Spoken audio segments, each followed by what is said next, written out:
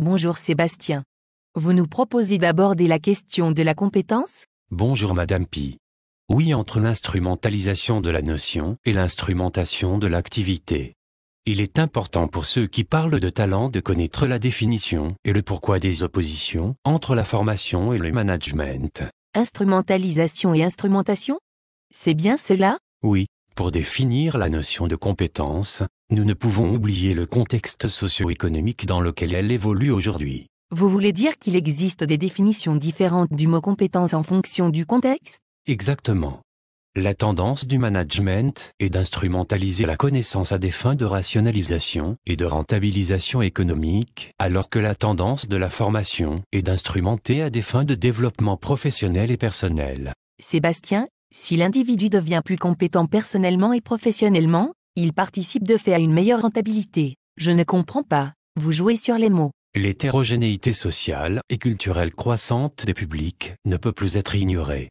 Elle contraint à une prise en compte à la fois précoce et méthodique de leur diversité, tant dans l'analyse des besoins que dans les manières de transmettre les savoirs, de former et d'évaluer. Oui, et alors? En quelques années, le terme de compétence, associé à celui de qualité, s'est installé dans le vocabulaire du management et de la formation professionnelle. Le mot compétence a fait l'objet d'un suremploi croissant dans les discours relatifs au développement des organisations et s'accompagne de plus en plus souvent de démarches managériales ou pédagogiques fortement normalisatrices. C'est pour cette raison que vous parlez d'instrumentalisation de la compétence par le management? Une utilisation trop systématique ou rigide et souvent simplificatrice de ce terme tue davantage qu'elle n'oriente l'expertise même du professionnel. C'est vrai.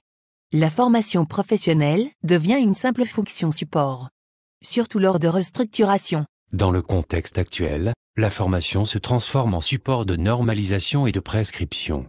Cela conduit tout salarié à manifester les compétences requises, moins par la qualité ou l'efficacité réelle de son action, que par sa conformité avec le référentiel. Cette approche peut paradoxalement s'accompagner d'une réduction des choix offerts aux apprenants.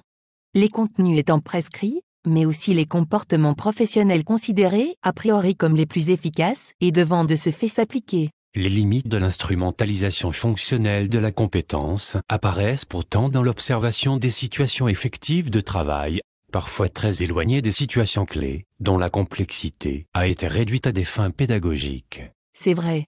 Avec ces imprévus, ces astuces et ces stratégies adaptatives, le travail réel déborde de toute part face au travail prescrit détaillé dans les référentiels.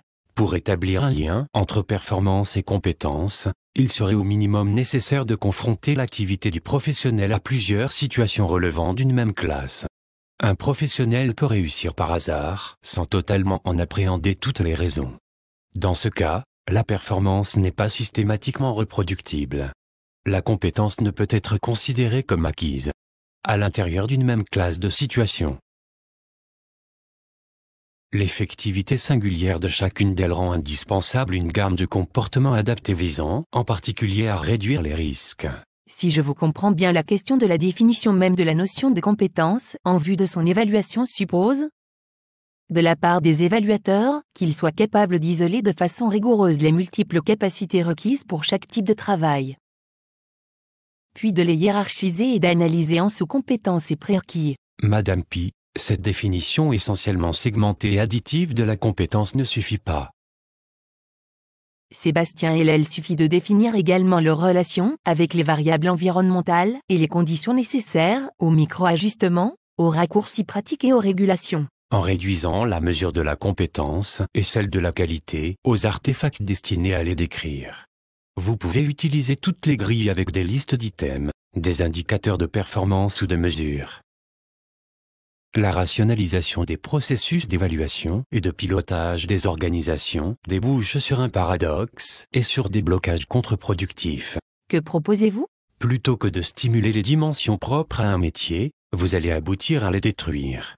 En les réduisant à ces aspects opératoires les plus élémentaires, seuls ceux aisément observables et mesurables sont identifiés. Il faut faire des professionnels des experts de l'adaptation et non de la routine. Cela commence par penser autrement. D'apprendre à apprendre. Ce changement de paradigme est indispensable pour la survie de chacun. Des organisations comme des salariés. Merci Sébastien. Merci à vous de m'avoir écouté. À très bientôt. Une spéciale dédicace à Marc et Brigitte sans qui cette vidéo pédagogique n'aurait pas pu voir le jour.